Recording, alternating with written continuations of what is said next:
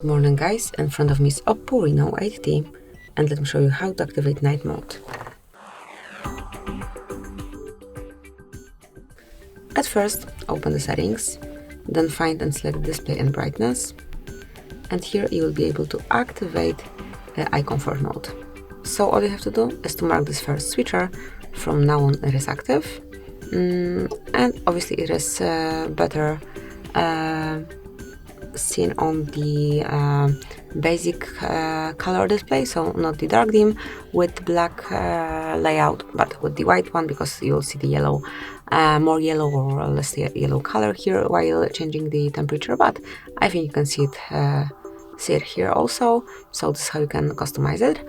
But also you can schedule your eye comfort mode. To do it, tap on schedule, and here you can pick the activation hour and then the time that it should be turned off.